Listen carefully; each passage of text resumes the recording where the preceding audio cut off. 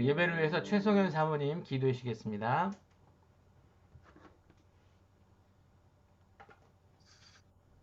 하나님 아버지 감사합니다. 오늘 우리가 또 이렇게 신체적으로 하나님 육신적으로 대면해서 모이지 않았지만 못했지만 하나님 우리 마음을 모아 주님 앞에 같은 마음을 품고 함께 예배하려 합니다. 하나님 이 예배 가운데 주님께서 우리를 만나 주시고 우리를 위로하여 주시고 우리와 소통하여 주시고 우리가 주님 앞에 또한 순종하며 나아갈 수 있도록 하나님 우리 의지를 새롭게 하여 주시기를 기도합니다. 또 여호와를 기뻐하라. 그가 내 마음의 소원을 내게 이루어 주시리로다. 내 길을 여호와께 맡기라. 그를 의지하면 그가 이루시고 내 의를 빛같이 나타나시며 내 공의를 정오의 빛같이 하시리로다. 여호와 앞에 잠잠하고 참고 기다리라. 자기 길을 형통하며 악한 꾀를 이루는 자 때문에 불평하지 말지어다. 진실로 악을 행하는 자들은 끊어질 것이나 여호와를 소망하는 자들은 땅을 차지하리로다. 아멘. 하나님 아버지, 우리가 함께 모여서 예배하고 또한 많은 모임을 하고 준비를 하고 그렇게 하지 못하는 가운데 하나님 각자의 자리에서 주님과 만나고 주님을 추구하며 하나님 우리 예배자로 계속 있는 것을 하나님께서 이런 시간을 허락해 주심을 인해서 감사를 드립니다. 하나님 아버지 우리가 더욱더 참고 모든 우리의 생각과 하나님 우리의 모든 삶의 동기와 우리의 주인 되신 그 모든 주님 앞에 그 모든 것을 집중해서 하나님 우리가 주님께서 원하는 것이 무엇인지 잘 생각하고 분별할 수 있도록 도와주시고 하나님 우리가 참고 잠잠하며 하나님 우리가 과연 무엇을 보고 따를 것임을 하나님 이 시간 동안 하나님 우리에게 하나님께서 길을 열어주시고 보여주시고 깨달아질 수 있도록 도와주시옵소서. 그리하여서 참으로 주님께서 주시는 그런 형통한 길, 주님께서 주시는 그런 좁은 길로 하나님 우리 자신이 한 사람 한 사람이 다시 시선을 돌리며 하나님 그것들을 추구할 수 있기를 기도합니다. 하나님 참으로 2020년 이 한 해 참 여러 가지 일이 있었지만 그럼에도 불구하고 주님께서 우리를 복 주시고 하나님 우리의 산업과 생명과 하나님 우리 가족들을 지켜주셨고 무엇보다도 우리가 예배하고 하나님 말씀을 사모하게 해주심으로 인해서 감사를 드립니다. 하나님 어떠한 상황 가운데도 우리가 주님 앞에 예배하고 주님한테 죄를 고백하며 주님의 그런 말씀과 주님의 생각을 우리 삶의 목표로 하는 지표로 하는 것을 포기하지 않으며 하나님께서 우리에게 보여주신 그런 길들을 걸어갈 수 있는 하나님 그런 마음을 또 한 번 다지고 하나님 새해에 하나님 우리 가운데 어떤 일이 있을지 모르나 그럼에도 불구하고 각자의 삶에서 각자의 자리에서 주님을 예배하는 자로 주님을 전하는 자로 주님의 복을 누리며 그것을 이 땅 가운데 나타내는 전하는 자로 살 수 있도록 하나님 우리 모두를 함께해 주시옵소서. 하나님 우리 가족들 주님께서 지켜주시고 같은 마음을 품고 하나님 함께 하나님 예배하는 그런 작은 교회가 되게 하시고 공동체가 되게 하시고 배움의 장이 될 수 있도록 도와주시옵소서.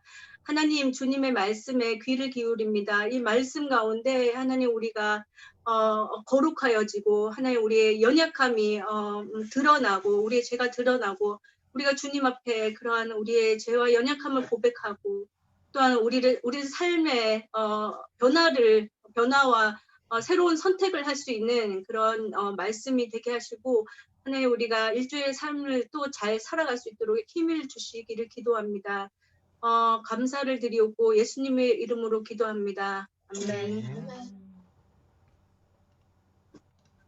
오늘 함께 나누게 될 하나님의 말씀은 누가복음 1장 8절에서 17절까지 말씀입니다. 우리 제가 봉독해 드리겠습니다. 우리 쉬운 성경으로 사가랴가 자기 조에 차례가 되어서 하나님 앞에서 제사장으로 일하고 있을 때 제사장 임무를 맡는 관례를 따라 제비를 뽑았습니다. 사가랴가 주님의 성전에 들어가 향을 피우는 사람으로 뽑혔습니다. 분향 시간에 다른 사람들은 밖에서 기도를 하고 있었습니다. 그때 주님의 천사가 사가랴 앞에 나타나 분향하는 제단 오른쪽에 섰습니다. 사가랴는 천사를 보고 매우 놀라서 두려움에 휩싸였습니다. 천사가 그에게 말했습니다. 사가랴야, 두려워하지 마라. 내 기도를 하나님께서 들으셨다. 내 아내 엘리사벳이 아들을 가지게 될 것이다. 그의 이름을 요한이라고 하여라. 그 아들은 내게 기쁨과 즐거움이 될 것이다. 또한 많은 사람들이 그가 태어남을 즐거워할 것이다. 그 아들은 하나님 앞에서 큰 인물이 될 것이다. 그는 포도주와 술을 마시지 않으며 어머니 뱃속에 있을 때부터 성령으로 충만해질 것이다. 그는 이스라엘 자손들 중에서 많은 사람들을 주 하나님께로 돌아오게 할 것이다. 그는 엘리야의 심령과 능력을 가지고 주님보다 먼저 올 것이다. 그래서 아버지의 마음을 자녀에게로 향하게 하며 순종하지 않는 사람들을 의인의 지혜로 돌아서게 할 것이다. 그래서 사람들에게 주님을 맞을 준비를 하게 할 것이다. 아멘. 우리 말씀을 중심으로 해서 윤정주 목사님께서 누가 큰 인물인가 라는 제목으로 말씀을 전해주시겠습니다. 반갑습니다. 오늘 새로운 얼굴들이 보이는데, 우리 박헌영 목사님하고 사모님 사이에 처음 보는 아이 2명이 있네요. 뭐, 셋째, 넷째는 아니죠? 네? 다섯째, 여섯째입니까? 잘 안 보여서. 그리고 은총이는 지금 후드 쓰고 돌아앉아 있구나. 너 내 얼굴 보기 싫니? 내가 꼴 보기 싫어? 아니지? 잘 듣고 있지? 알았어. 내가 지금 2세. 설교 2세 그러니까 설교할 건데 지금 다 보고 있어요. 우리 서원이 민서도 보고 있고 서원이 자세가 좀 안 좋네. 민서는 졸면 깨울 거야. 내가 오늘 제대로 꼰대짓 할 거야 오늘. 알았지? 그러니까 설교를 잘 듣길 바랍니다. 목사님 저기 화면 공유해야 되는데 비유 활성화가 되어 있다고 하는데 좀 풀어주시겠어요? 예. 예, 오늘 설교 제목은 누가 큰 인물인가입니다. 그래서 여기서 큰 인물이라는 뜻은 한국에서 큰 인물이다 이러면은 뭐지 뭐 장군감이라든지 뭐 대통령이라든지 이렇게 뭔가 대단한 일을 한 사람을 큰 인물이라고 표현을 하거든요. 오늘 성경 말씀을 통해서 정말 하나님 앞에서 누가 큰 인물인지 한번 같이 생각해보는 시간을 가지기를 바랍니다.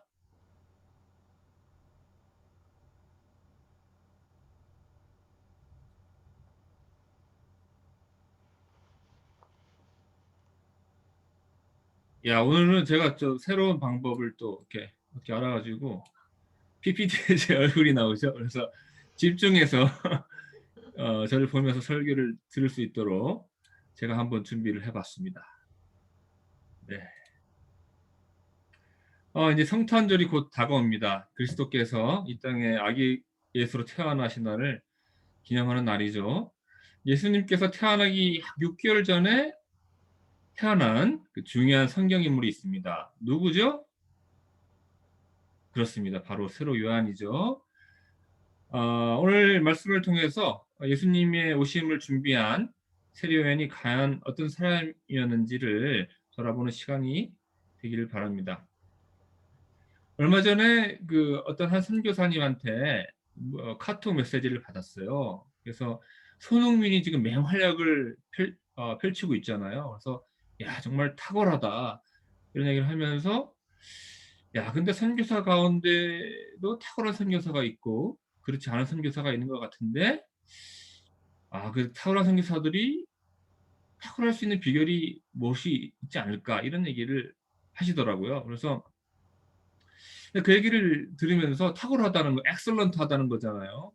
탁월하고 엑설런트한 거는 좋은 건데 마음 한편이 약간 불편했어요. 왜 그랬냐면은 세상에서는 사람들을 이렇게 사회를 막 짓잖아요. 이제 근데 우리 선교사 사회에서도 선교사들을 누구는 탁월한 선교사, 누구는 그럭저럭한 그런 평범한 선교사, 누구는 별 볼 일 없는 선교사 이렇게 이름표를 붙이는 것 같아서 좀 그런 생각이 들었어요. 꼭 그런 건 아니지만 그런 사람들도 있는 것 같아서 좀 이렇게 마음의 부담이 있었습니다. 사실 탁월하다는 것, 엑설런트하다는 거는 굉장히 좋은 것이죠. 예를 들어서 우리 민서 좋아하는 BTS의 음악성 굉장히 탁월하죠. 그 대중하게 호소하는 호소력, 노래면 노래, 춤이면 춤, 탁월한 그룹이죠. 그래서 그 탁월성 때문에 동성을 넘어서 수많은 팬들을 가지고 있죠. 또 C.S. 루이스는 인문학적, 신학적으로 굉장히 탁월한 분이시죠. 그래서 동서양을 넘어서 그리고 지금까지도 수많은 사람들에게 인문학적인, 영적인 그런 영향을 끼치고 있죠. 그 탁월성이 나쁜 것은 아니고 매우 좋은 것이고 하나님께서도 우리에게 그런 탁월성을 물론 요구하시죠. 그런데 문제는 그런 탁월성이라는 잣대로 사람들에게 등급을 매기고 마치 뭐 소고기 1등급 소고기, 2등급 소고기 이렇게 등급을 매기듯이 등급을 매겨서 엘리트가 아니면 인류가 아니면 마치 2등급 혹은 실패자, 낙오자로 여기는 그런 그 탁월성이 그런 일에 잣대가 될 때는 문제가 있다라는 생각이 듭니다.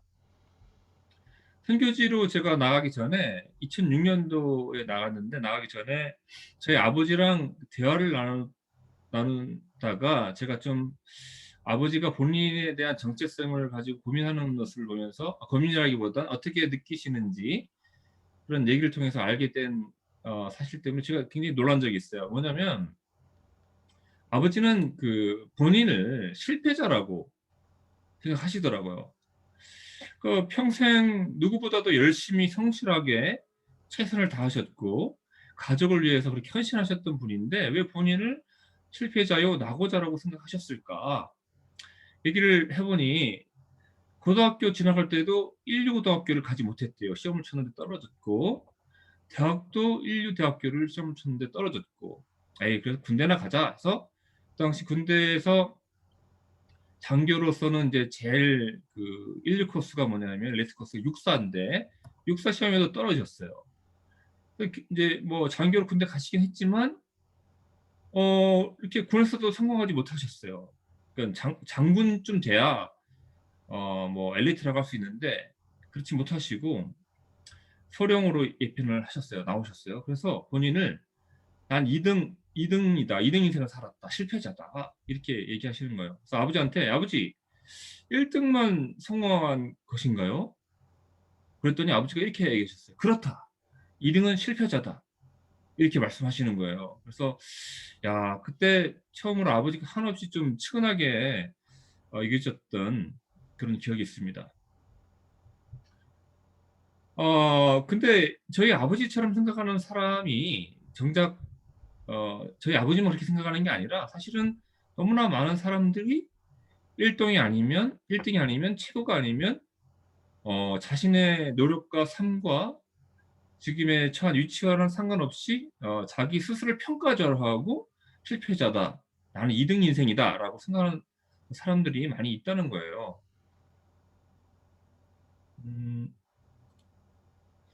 이런 말이 있습니다. 적자생존. 이런 말 들어봤나요? 서원이 들어봤나요? 이나 들어봤나요? 어렵죠. 한문으로 적자생존 이렇게 되어 있는데 이거는 저도 한문을 잘 모르지만 어쨌든 적응해서 적응한 자만이 생존한다, 살아남는다. 이런 얘기예요. 이것은 이제 영어로는 발음이 좀 구리지만 제가 읽어보겠습니다. Survival of the fittest. 그러니까 가장 잘 적응한 사람만이 살아남는다. 이런 얘기고 이 얘기를 처음 한 사람은 이제 허버트 스펜서라고 Principles of Biology에서 생물학이죠. 1864년에 꽤 오래전에 이 말을 처음 썼다고 해요. 그 약육강식, 즉 강한 자가 약한 자를 잡아먹는 짐승의 세계의 그 원리를 마치 우리 사회에서 일어나는 것처럼 적용을 해서 사회 진화론자들이 주장하는 주장의 근거로서 삼고 있는 것이죠.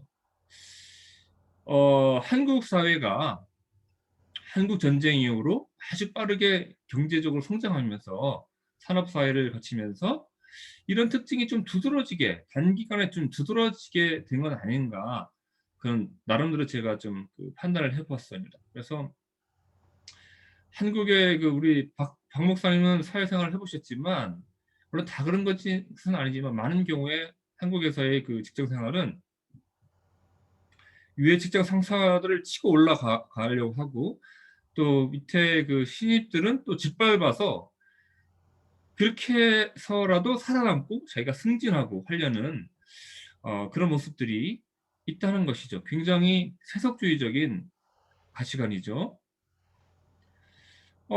그런데 이게 정작 일반 사회에서만 그런 게 아니라 우리 기독교인들 중에도 이런 생각을 많이 가지고 있습니다. 그래서 이 실명을 뭐 제가 좀 거론해서 그분한테는 뭐 미안할 수도 있는데 워낙 뭐 유명한 분이라 조금만 얘기해서 알 것 같아서 그냥 아예 그냥 실명을 거론하는데, 이분은 김동환 목사인데요. 제 신학대학원 동기입니다. 동기. 아주 공부를 잘했어요. 그래서 이제 서울대를 수석 졸업했습니다. 서울대 들어가는 것도 어려운데 서울대를 수석 졸업했어요. 그래서 이제 자기가 어떻게 이게 공부를 잘할 수 있었는지에 대한 비결을 쓴 책이 다니엘 학습법이고, 당시 이게 아주 그냥 기독교 서점가에서는 베스트셀러로 많이 팔렸습니다. 저는 뭐 이런 책을 별로 좋아하지 않아서 읽어보진 않았는데 책 내용을 요약한 그런 것을 이제 글을 찾아서 읽어봤는데 내용은 이렇습니다. 첫째는 아무리 공부 때문에 바빠도 영적인 생활을 잘 해라. 성경 읽기, 기도 생활, 예배 생활을 잘 해라. 좋은 내용이죠. 두 번째로는 책의 대부분의 내용이 이제 그런 건데 이제 공부를 잘하는 비결이에요. 그래서 시간을 어떻게 쪼개서 어떻게 잘 활용을 해야 진도를 잘 떼서 상위권의 성적을 유지해서 엘리트, 그러니까 스카이에 갈 수 있는지, 서울대, 고려대, 연세대. 그래서 대학교의 영어 이니셜 첫째 알파벳을 따서 스카이, 서울대, 고려대, 연세대 이렇게 해서 실제로 이분이 스카이라는 공부방을 운영하기도 했어요. 근데 그래서 자신의 어떤 시간과 에너지를 사회를 섬기는 일에 사용하기도 했는데 이 책의 내용이 문제라기보다, 그리고 이분의 삶 전체가 나쁘다, 뭐 문제 있다라고 저걸 말하고 싶지 않고요. 이제 문제는 제가 지적하고 싶은 거는 뭐냐면은 이 책을 통해서 그리고 그의 수많은 강연을 통해서 그가 얘기하는 삶의 지향점이 엘리트주의고 성공주의다 하는 것을 제가 좀 비판하고 싶은 거죠. 이분은 그러니까는 자기도 공부벌레로 공부하는 기계로 살았는데 아이들, 학생들을 전부 다 공부하는 기계로 만들고 싶어 한다는 그런 생각을 좀 해보게 되었습니다. 그래서 스카이 대학에 가기 위해서 모든 것을 희생해야 한다 가르치는 것이죠. 그리고 문제는 또 뭐냐면 이렇게 수많은 학생들이 이걸 가지고 공부를 하잖아요. 그래서 공부하는 비결을 너도 나도 많이 배워요. 그런데 스카이 갈 수 있는 정원은 정해져 있기 때문에 다 열심히 최선을 다해서 공부해도 결국은 다 스카이에 갈 수 없는 것이죠. 그래서 상대적으로 난 열심히 공부했고 다니엘 학습처럼 따라서 공부도 하고 영적인 생활을 열심히 했는데 나는 왜 이렇게 됐느냐 하면서 상대적으로 굉장히 박탈감을 느끼게 만드는 그런 면도 있고요. 그래서 이제 뭐 그리고 이런 이분의 가치관이 이런 엘리트주의, 세속적인 성공주의가 이 하나님의 가치관과 성경의 가치관과 맞지 않다는 거예요. 그래서 하나님께서는 우리 각자 학생들 모든 사람들의 인격과 또 달란트와 또 선호도와 성격과 이런 것들을 다 고려하셔서 우리를 부르시고 소명이라고 하시죠. 그래서 우리들이 하나님과 교제 가운데에서 그 소명을 잘 찾아서 본인에게 맞는 그런 진로를 정하기를 원하시는데 이 책에는 그런 면이 전혀 고려되지 않고 다양성을 전혀 고려하지 않고 있다는 그런 문제가 있는 것이죠. 그래서 마치 사람들에게 서울대, 고려대, 연세대를 들어가야만 이 세상에 성공할 수 있어, 나가줘가 되지 않아라는 그 세속적인 가치관을 그대로 우리 크리스천 아이들에게도 그대로 심어 놓는 그런 문제가 있는 것이죠. 이것을 어떤 분은 복음으로 포장한 세속적 성공주의다라고 강한 논조로 이렇게 비판을 하는 그런 글도 읽어보았습니다. 엘리트가 나쁜 것은 아니에요. 문제는 엘리트주의인 것이죠. 그래서 엘리트가 되기 위해서 모든 것을 희생해야 된다 하는 엘리트주의, 그리고 이 세상은 엘리트에 의해서만 돌아가는 것이 좋다라는 그런 엘리트주의가 문제가 있다는 것이죠. 그래서 마치 인류 스타가 되지 않으면, 예를 들어서 뭐 김연아 같은 그런 인류가 되지 않으면, 또 우리 축구 잘하는 지금 누가 잘하고 있죠? 까먹었네. 아까 얘기했는데 손흥민 같은 인류 스타가 되지 않으면, 뭐 2부 리그를 뛰고 있으면 마치 실패자처럼 여기는 그런 생각은 굉장히 심각한 문제가 있다는 것이죠. 중요한 것은 내가 축구하는 일로 부르심 받았으면 내가 그것을 즐기고 또 최선을 다해서 그 나름대로 그 과정과 내가 이르는 그 수준으로 얼마든지 하나님을 영광스럽게 하고 하나님을 찬양하고 예배할 수 있는데, 엘리트주의는 엘리트 아닌 것에 대해서는 실패자다라고 생각하게끔 만드는 문제가 있다는 것이죠. 성공하는 것도 좋죠. 성공을 통해서 하나님께 영광 돌릴 수 있죠. 그러나 문제는 성공주의는, 그러나 그것은 문제가 있다는 것이죠. 오로지 성공을 위해서 모든 것을 희생시키고 본인도 희생시키고 전 인격을 골고루 성장시키지 못하고 본인도 성공하기 위해서만 자기의 모든 에너지와 시간을 투자하고 가족들과의 관계도 희생시키는 이런 성공주의는 또 문제가 있다 하는 것이죠.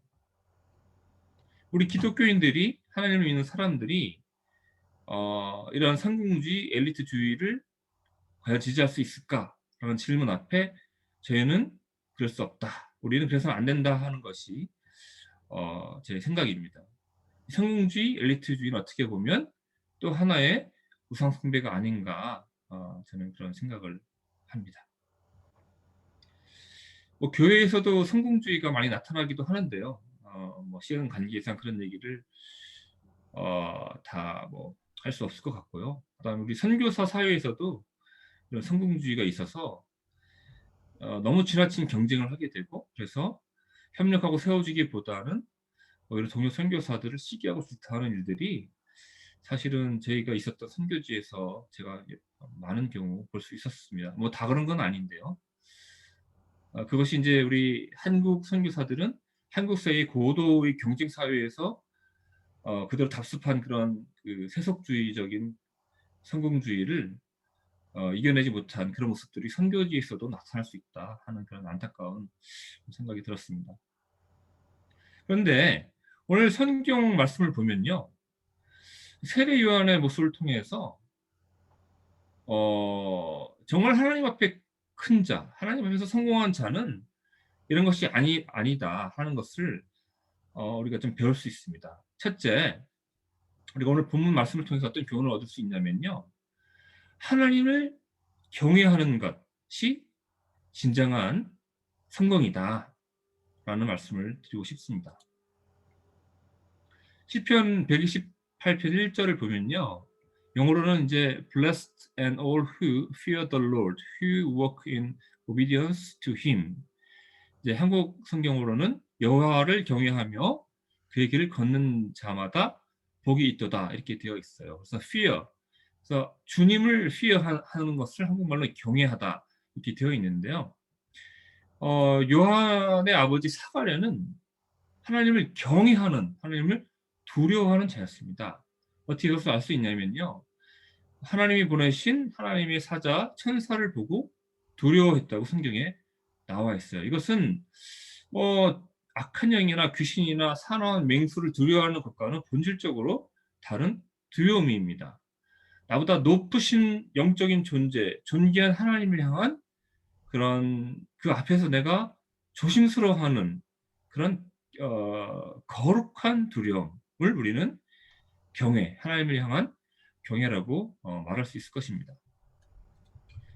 이사야도 사실은 환상 가운데 보좌에 자정하신 주님을 보고 그런 두려움을 느꼈죠.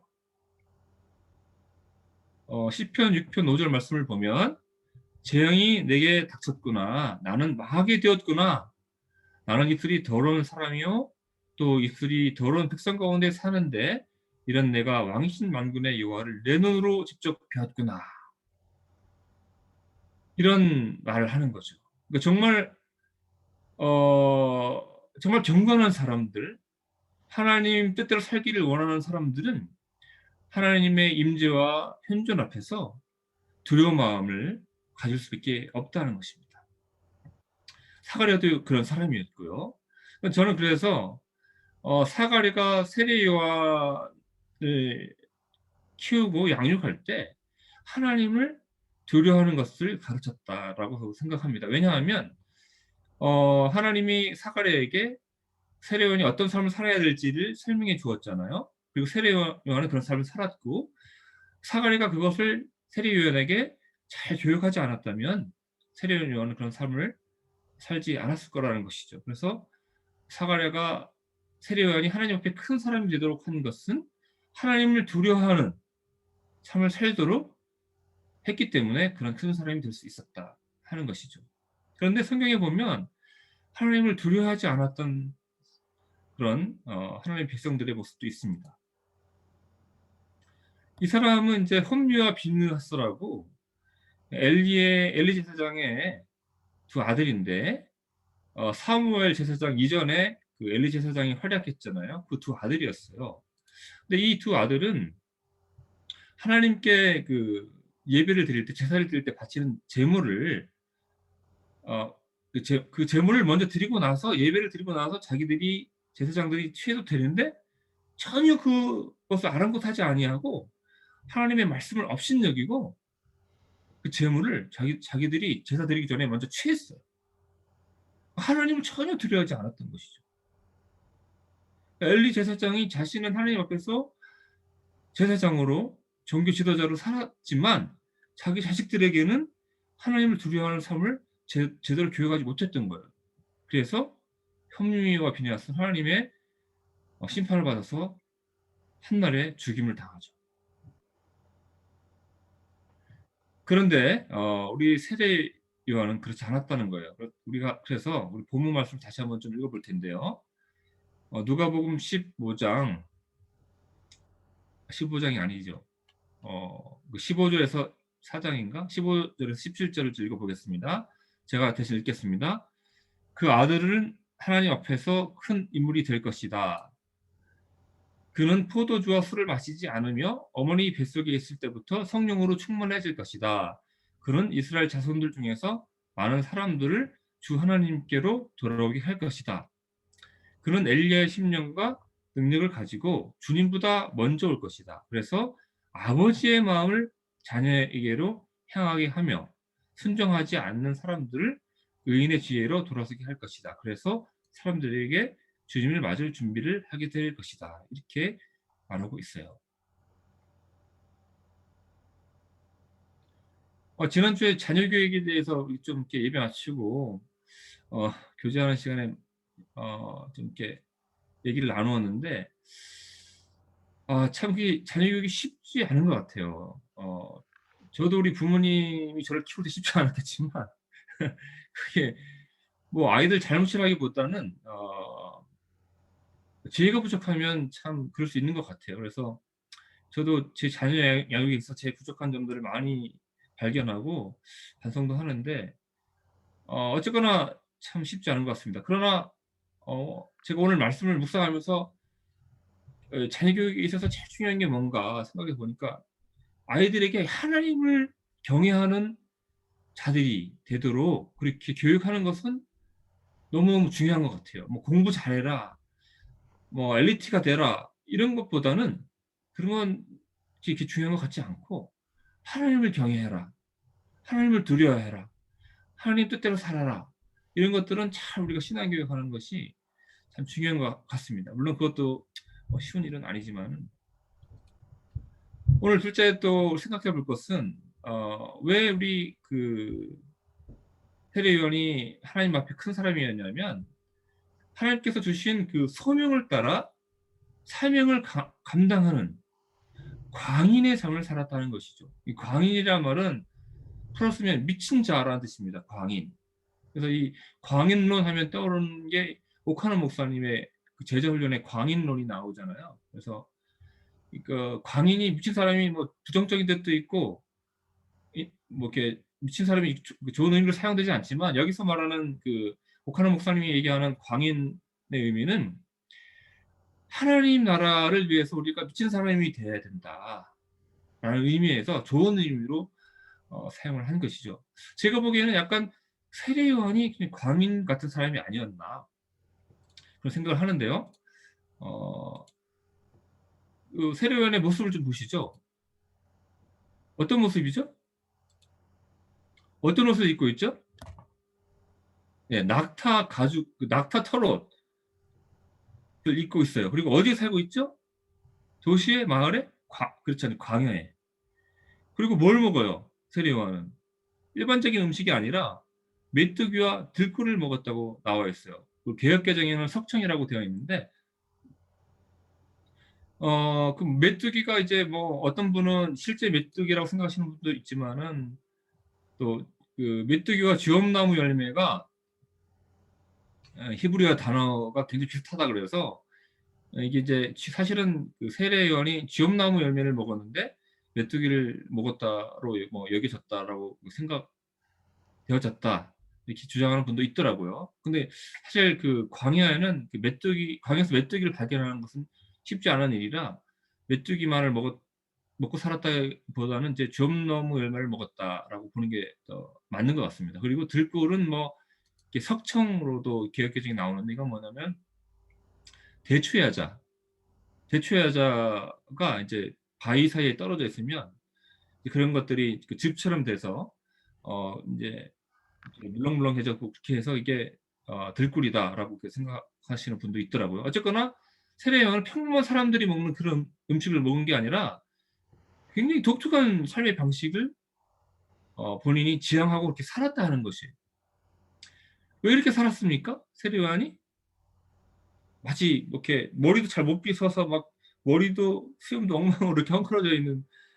그래서 이제 한국에서는 이런 사람을 뭐라고 부르죠? 요즘은 안습하고 막 비호감 이렇게 얘기도 하는데 그래서 제가 증명사진 하나 올렸습니다. 우리 아이들 허락을 받고. 그래서 어제 찍은 사진인데 우리 비호감 모습으로 사진 찍어볼까 이래가지고 아주 비호감이에요 정말. 예?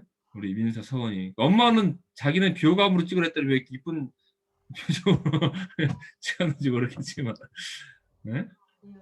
예, 그 세례요한인 사람들이 보기엔 좀 비호감이었어요. 근데 세례요한이 왜 이렇게 비호감의 인생을 살기로 결정했습니까? 서원아 웃지만 말고 그것은 하나님께서 불러주신 그 소명이 너무 컸고 소명을 수행하기 위한 사명이 너무 컸기 때문에 소명과 사명에 사로잡혀서 그런 광인과 같은 삶을 살았다는 것이죠. 여기서 말하는 광인은 뭐 아나무인, 그래서 자기 멋대로 사람들 신경 안 쓰고 이렇게 막 산다는 의미의 그런 의미가 아니라 사람들의 시선보다는 어디에 집중했다는 것이죠? 세례 요한은 하나님께 집중하는 사람이었고 하나님이 내게 맡겨주신 그 일을 감당하기 위해 정말 열정적으로 살았다 하는 그런 의미를 가지고 있는 것이죠. 그래서 오늘 성경 말씀은 세례 요한이 큰 인물이라고 얘기하는 것입니다. 사람마다 직업적인 설명이 다 다르죠. 하나님이 모든 사람들을 같은 일에 부르시는 것은 아니죠, 일반적으로. 그래서 뭐 지금 예배에 참여하고 있는 우리 학생들 중에 뭐 이나 이세, 윤서 서원이 나름대로 그 좋아하는 것, 잘하는 것, 하고 싶은 거 이게 다 달라요. 하나님께서는 우리를 어떤 특정한 직업으로 진로로 부르실 때 우리들의 그런 개인적인 성향, 취향, 선호도, 장점 이런 것들을 전혀 고려하지 아니하시고 너는 이거 해, 너는 저거 해 이렇게 우리를 부르시는 분이 아니셔요. 너무 인격적인 하나님은 이 모든 것들을 고려하시면서 우리를 부르시는데 우리가 그것을 하나님과 교제 속에서 기도하면서 제가 어떤 삶을 살았으면 좋겠습니까라고 하나님과 교제하는 가운데 우리가 찾아 나가야 하는 것이죠. 예.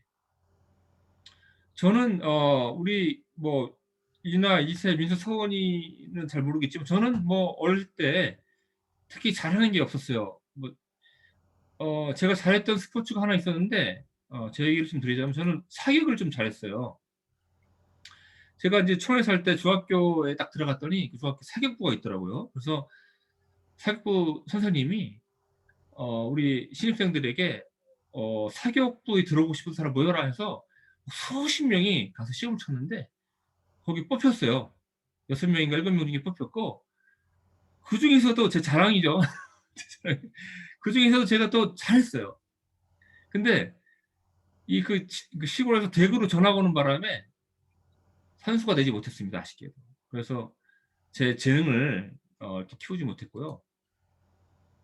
또 제가 잘했던 게 하나 있는데 미술을 조금 잘했어요. 그래서 어릴 때 뭐 그 지역대회, 학교대회가 아니라 지역대회 나가서 상도 받고 뭐 그런 적도 있고 이제 고등학교 갈 때는 이제 갔을 때는 미술부가 있어서 들어갔는데 미술부 선배가 그린 거 보더니 야, 너 좀 하네 그러더니 미대 가는 게 어때? 라고 그러더라고요. 그래서 이제 그 말을 듣고 이제 기분이 좋아서 왜냐면 칭찬을 잘 들어본 적이 없어가지고 부모님한테 진지하게 말씀드렸어요. 아버지, 아무래도 저는 미대를 가는 게 좋을 것 같습니다. 공부는 별로 잘하지도 못하고 취미도 없고. 그랬더니 아버지가 이러더라고요. 아, 그래? 부자 인연을 끊자. 그래가지고 제가 그거는 아닌 것 같다. 내가 봐드렸죠. 그래서 부자 인연을 끊는 것은 옳지 않다 해가지고 미대를 가는 걸 포기했죠. 어쨌거나 제가 이제 제 개인적인 얘기를 드리는 건 뭐냐면 이렇게 우리가 잘하는 게 있는데 가급적이면 자기가 잘하고 좋아하는 진로를 선택해서 기도하면서 이렇게 가는 게 좋습니다. 하나님께서는 우리에게 소명을 주실 때 그런 걸 충분히 고려해 주신다 하는 것이죠. 근데 제가 이제 지금 태권도 선교사로 나와서 태권도 가르치는 일을 하고 있잖아요. 그 2006년부터 지금까지 같이 하고 있는데 사실 제가 태권도를 잘 하지 못했어요. 엘리트도 아니었고 그 초등학교 때 4학년 때 시작해서 2품을 땄죠. 근데 이제 중학교 2학년 때 이것도 아버지 때문에 좌절됐는데 중학교 2학년 때 정주야 이제 공부해라 태권도 그만둬라 이래가지고 그만둬서 그나마 좋아하던 얼마 되지 않은 것 중에 또 태권도도 포기하고 이랬었거든요. 근데 이제 대학교 1학년 때 그때 처음으로 인생에 대해서 무엇이 돼야 되는지 진작에 고민을 처음 해봤어요. 막 정말 진지하게. 근데 그때 하나님께서 선교에 대한 설명을 주신 것 같더라고요. 선교를 생각하면 막 이렇게 심장이 뛰고 막 벌렁벌렁하고 막 이러더라고요. 그래서 기도하면서 1년 정도 기도하면서 선교사가 되기로 하나님 앞에 기도하면서 결단하고 했었는데 근데 이제 선교사가 된다고 다 선교를 할 수 있는 건 아니잖아요. 또 목사 신분으로 갈 수 있는 선교지도 제한적이고 그래서 전문성을 가졌으면 좋겠는데 생각해 보니까 기도하면서 생각해 보니까 어릴 때 태권도 2품을 딴 거예요. 그래서 다시 대학교 3학년 때 태권도를 시작해서 선교사가 됐죠. 근데 이제 제가 선교사 생활 하다가 한 번은 한국 가서 제 사촌 동생을 만났어요. 그래서 이제 이런저런 얘기했는데 사촌 동생이 이러더라고요. 정주야 너 알아? 너 어렸을 때 중학교 6학년 때인가? 너 나중에 크면 뭐가 되고 싶냐고 물어봤더니 나중에 해외에 나가서 태권도 가르치는 사람이 되고 싶다고 그랬다는 거예요. 근데 저는 까맣게 잊고 있다가 그때 그 얘기를 듣고 생각이 났어요. 근데 얼마나 감사하든지 그 어린 시절에 그 제 마음의 소원을 하나님이 기억하시고 섭리하셔서 제 진로를 그렇게 인도하신 거 아닌가 이런 생각을 하면서 참 너무나 그 감사한 생각이 들었습니다. 육신의 아버지는 내가 무엇을 좋아하고 잘 수 있는지에 대해서 별로 관심이 없었고 오로지 세상에서 그냥 판사가 되고 뭐더라 행정고시 패스하고 막 이런 저기 그런 걸 바라시더라고요. 공부도 잘 하지도 못하는데 왜 그러셨는지 모르겠어요 정말. 예. 그런데 이제 그렇게 별로 고려해 주시지 않으셨는데 하나님 아버지께서는 저에게 이제 그런 것들을 고려해 주셔서 제 길을 그렇게 인도해 주신 것 같아서 얼마나 한지 모릅니다. 우리 이나를 보면은 참 이나 축구 좋아하지, 그치 이나야? 축구 좋아하고 잘하고 그래서 그 진로를 잘 정한 것 같아서 참 제 마음에 기쁘고 감사해요. 그래서 그게 하나님이 이나에게 주신 소명이 아닌가 그런 생각을 하고 엘리트가 되기 위해서 최선을 다하고 그 길을 걸어갔으면 좋겠지만 손흥민 같은 선수가 되지 못할지라도 저는 하나님이 이나의 삶을 기뻐하시고 이나의 노력을 기뻐하시고 그 삶의 그런 진지한 태도를 하나님 예배로 받으신다고 저는 그렇게 믿어요. 이나 아멘? 네. 그래서 계속적으로 그 꿈을 잘 이룰 수 있도록 열심히 했으면 좋겠어요. 그게 예배고 하나님 앞에 큰 자입니다. 하나님 부르신 소명을 쫓아서 진지하게 살아가는 그 사람이 하나님 보시기에 큰 자예요. 큰 사람. 어, 그래서 이제 설교를 좀 마무리하려고 합니다. 세례요한의 삶은 어떻게 보면 참 유니크하고 독특한 삶이었어요. 다른 사람들이 보기엔 비호감이고 좀 보일 수도 있었지만 하나님께서 허락하신 그 소명을 쫓아서 소명받은 자로서 그 막중한 사명감을 가지고 그리스도의 길을 그런 준비하는 자였죠. 그래서 김기성 목사님은 이렇게 말씀하셨어요. 세례 요한을 길을 닦는 사람이고 밭을 갈아 파종을 준비하는 사람이고 그리스도를 가리켜 보이는 표지판이라고 표현하셨어요. 길을 닦는 인생이고 밭을 가는 인생이라 할지라도 스포트라이트를 받는 것이 아니라 스포트라이트를 비추는 인생이라 할지라도 그가 닦는 그 길이 그리스도가 오시는 길이고 그가 밭을 갈아 그리스도 열매를 맺게 한다면 그가 스포트라이트를 비추어 가르치는 자가 예수 그리스도라면 그 일은 이 세상에서 가장 가치 있고 의미 있는 일이라 하는 것이죠. 김기성 목사님 설교 말씀을 좀 더 인용해 보도록 하겠습니다. 잘 들어보세요. 초대 교인들의 별명은 그 길을 걷는 자들이었다고 합니다. 이슬에 젖은 풀밭을 앞서 걷는 이들을 일러 이슬더리 혹은 이슬밭이라 합니다. 그들 덕분에 집사람들은 바지가랑이를 적시지 않아도 됩니다. 요한은 그 역할을 위해 택함을 받았습니다. 주님 오심을 기다리는 우리도 이런 역할을 해야 합니다. 온 세상을 다 겪을 수는 없다 해도 나에게 맡기신 삶의 자리에서 나의 일을 성실히 하는 삶, 우리를 둘러싼 주변을 이웃을 이해하고 사랑하는 삶을 묵묵히 살아내면 좋겠습니다. 그렇게 우리가 살아내는 삶이라는 길을 통해서 주님은 오시고 함께 하실 것입니다. 주님 오실 길을 닦는 마음으로 살 때 우리는 문득 우리 가운데 계신 주님과 만나게 될 것입니다. 이렇게 말씀하셨어요. 온갖 잡다하고 번거롭고 하찮게 여겨지는 일이라도 그 일을 수행하는 우리의 자세를 통하여 그리스도의 향기가 풍겨진다면 우리의 그 일상의 소소한 일도 하나님의 거룩한 보좌에 도달하는 향기로운 예배로서 드려지는 것이며 하나님은 그 예배를 이 세상에서 가장 가치 있고 소중한 예배로 받으실 것입니다. 그리고 그 예배를 향하여 너는 내 앞에서 가장 큰 사람이다 라고 말하실 것입니다. 자꾸 이나 얘기를 해서 미안한데, 이나가 아까도 말했지만 골을 차고 또 같이 같이 팀워크를 이루는 다른 선수들을 향한 그 이나의 태도에서 그리스도의 향기가 나타난다면 그 삶을 통해서 하나님이 찬양받으시고 예배받으시고 기뻐하시고 이나를 이 세상에서 가장 큰 사람이라고 칭찬해 주신다 하는 것이죠. 그리고 저는 주로 뭐 집에서 지내는데 별로 하는 일은 없지만 제 자랑하는 게 아니라 제가 집안일을 조금 하거든요. 세탁기에 빨래 넣고 돌려서 빨래 널고 일주일에 한 번 청소하고, 잘지도 않아요. 일주일에 한 번 하고, 몇 주에 한 번 화장실 청소하고, 베이킹 돌리고, 이 소소한 일도 소명받은 자로서, 이 소명받은 자로서 사명감을 가지고 예배하는 자로 한다면 하나님이 저를 기뻐하시고 제 예배를 받으신다고 저는 믿습니다. 막 짜증나고 할 때도 이런 생각으로 참습니다. 네.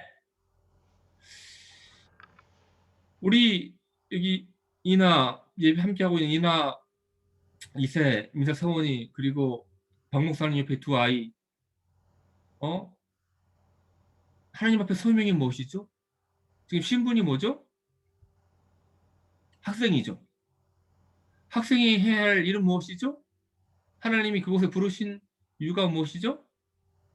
제가 평소에 우리 아이들한테 공부 열심히 하라는 말은 잘 안 합니다. 저도 워낙 많이 들어서 막 옛날에 고생했던 기억이 있어서 그래서 막 집도 나가고 이래가지고 우리 애들이 막 내가 공부하라 그러면 집 나갈까봐 그런 얘기 잘 안 하지만 지금 이 시간을 빌어서 얘기합니다.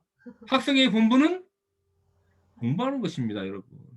하나님이 그 일을 통해서 예배를 받으시고 찬양을 받으시고 여러분 열심히 공부할 때 하나님 앞에 큰 자입니다, 여러분. 그래서 공부를 1등을 하라는 얘기가 아니에요. 그래서 뭐 엘리트가 되고 뭐 그런 얘기 아닙니다. 그러나 공부해야 학생으로 부름받은 여러분은 공부하는 일이 여러분의 사명이고 또 다른 사명이 무엇입니까? 노는 것입니다. 그래서 놀 때는 죽도록 놀고 공부할 때도 열심히 하고 그렇게 그 일에 여러분 부르심 받았으니까 우리 학생 여러분 그런 삶으로 하나님께 예배를 드리는 여러분 되시기를 바랍니다. 아멘입니까, 여러분? 네, 오늘 설교 제목이 무엇입니까? 누가 큰 인물인가? 라는 제목입니다. 여러분, 누가 큰 인물입니까? 어떤 사람이 훌륭한 사람입니까? 예, 그는 하나님께서 부르신 삶의 자리, 소명의 자리에서 묵묵히 그 맡겨진 일을, 그 사명을 잘 순종하는 그런 사람입니다. 그 자리에서 그리스도의 향기가 되어 사람들로 하여금 그리스도를 바라보도록 하는 자들입니다. 그리하여 그들을 하나님께로 인도하는 자들입니다. 그 걷는 길이 세상 사람들이 보기에 성공한 그런 자리가 아닐지라도 기죽지 않고 하나님 앞에서 묵묵히 걸어가는 삶의 예배자가 하나님 앞에서 큰 사람인 것입니다. 그 길이 세상 사람들이 보기에 정말 성공한 길이 아닐 수 있습니다. 다시 말합니다. 반면에 또 우리가 성공할 수도 있습니다. 세상 사람들이 보기에 비즈니스로, 선교사로, 목사로, 학생으로 성공할 수 있습니다. 그렇다고 교만하지 아니하고 이 세상적 성공을 통해서 하나님 나라와 이웃을 섬김으로 그러므로 하나님을 기쁘게 하는 그런 삶의 예배자가 하나님 앞에서 큰 자입니다. 세상의 기준 잣대로 성공한 사람이냐 아니냐는 하나님 앞에서 큰 사람인가 아닌가 하는 기준과는 다르다는 것입니다. 그래서 마지막으로 질문합니다. 여러분은 세상의 기준에 성공한 사람이 되고자 합니까? 아니면 하나님 앞에서 성공한 사람이 되고자 합니까? 예, 그래서 이 시간에 1분간 좀 기도하는 시간을 가졌으면 좋겠는데요. 우리 어린이들은 자신을 위해서, 어린이가 아니라 학생들은, 그리고 우리 부모님들은 자신의 자녀를 위해서 좀 1분간 기도하는 시간을 좀 가지고자 합니다. 그래서 진지하게 손 모으고 기도할 때 소명을 위해서 기도했으면 좋겠고요. 우리 아이들이 자신의 소명을, 하나님의 부르심을 잘 들어서 그 길을 걸어갈 수 있도록, 그리고 그 소명에 맞는 사명대로 살 수 있도록, 그리고 우리 아이들이 또 달란트를 잘 찾을 수 있도록, 그래서 그 달란트를 하나님께 잘 사용할 수 있도록 그것을 위해서 좀 기도하고, 또 무엇보다도 우리 아이들이 하나님을 경외하는, 하나님을 두려워하는, 하나님께 순종하는 것을 가장 이 세상에서 중요한 가치로 여기는 아이들로 자랄 수 있도록 1분 정도 기도를 하도록 하겠습니다. 기도하겠습니다. 하나님 아버지, 우리에게 주신 모든 풍요와 물질의 복을, 그 복 중에 지극히 일부를 우리 하나님께 드립니다. 그리고 우리 부모들의 가장 큰 선물인 자녀들을 우리 주님의 손에 온전히 의탁합니다. 주께서 이들의 영적인 부모가 되어주시고 이들의 삶의 가장 귀한 분으로 우리 하나님을 경외하는 그런 우리 자녀들이 되어줄 수 있도록 해주시고, 이들을 마땅한 삶의 자리로, 또 일의 자리로 부르셔서 또 그들이 그 부르신 자리에서 사명을 잘 감당함으로 우리 하나님 아버지께 온전한 삶의 예배를 드리는 자들로 온전히 세워줄 수 있도록 우리 자녀 한 사람 한 사람 주께서 복 주시기를 주님의 이름으로 간구합니다. 우리 주 예수 그리스도의 은혜와 하나님의 크신 사랑과 성령의 감화 감동 교통 인도하심이 하나님 앞에서 큰 사람으로 불림을 받은 세례 요한처럼 하나님의 부르신 소명 앞에서 그 사명을 잘 감당하며 삶을 통하여 온전한 그리스도의 향기로 예배 드리기를 원하는, 사랑하는 우리 수완지 연합한인교회 자녀들 머리 위에, 그리고 모든 성도님들 한 분 한 분 머리 위에 지금부터 영원까지 함께 계시기를 축원하옵나이다. 아멘.